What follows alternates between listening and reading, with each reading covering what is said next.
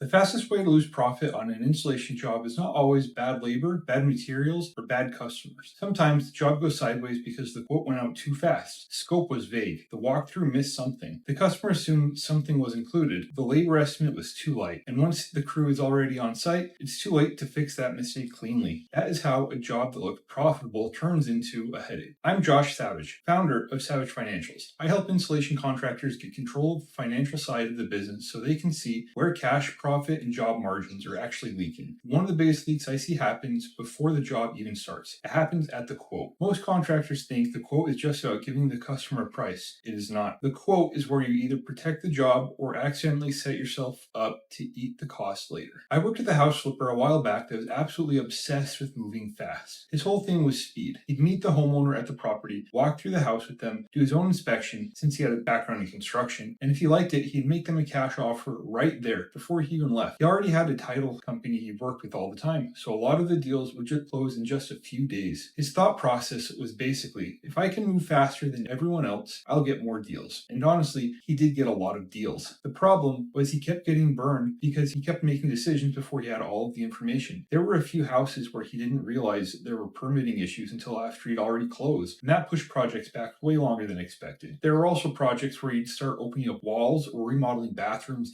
and suddenly find black mold, rotted framing from years of moisture, or other problems he never planned on fixing. Now the budget was blown because he wasn't just doing the renovation he intended to do anymore. He was fixing problems he never even knew were there when he made the offer. There were a couple where he realized after closing that he had enough cash to buy the property, but not quite enough to renovate it. So now he's scrambling to get financing as fast as possible, and fast financing isn't usually cheap. That alone ate into the profits. Then there were a handful where he figured his contractors would be ready to go as soon as he owned the place. Turns out they weren't. So now he's just sitting on a house, making payments, paying insurance, waiting for crews to become available, and everything else. We finally went back through every deal where he either lost money or made way less than he thought he would. And it was actually kind of surprising. There wasn't one huge thing killing him. It was all the little things he skipped because he was trying to move so fast. So we made a checklist, literally just a list of all the things that had burned him before. Every property he'd go through the checklist first and do a basic underwriting before making an offer. It didn't really make him slower, per se. The sellers still thought he was the fast cash buyer. The difference was he stopped rushing the problems he could have caught with another 30 minutes, couple hours, maybe even days of due diligence. He made more money, dealt with fewer fires, and honestly just enjoyed the business a lot more. The lesson wasn't that he needed to slow down. The lesson was that there's a difference between speed and rushing. He was still known as the fast cash buyer. He was still making offers quickly and closing in a few days or a week. The difference was he had made a process. Before making an offer, he'd run through a checklist and do basic underwriting. It took a little longer than just making an offer on the spot, but it prevented most of the problems that had been costing him money. Quoting jobs is the exact same thing. There's nothing wrong with getting a quote out quickly. Customers appreciate that. The problem is when you rush it. When you rush, you start making assumptions. Maybe the scope isn't fully clear. Maybe there's prep work you didn't account for.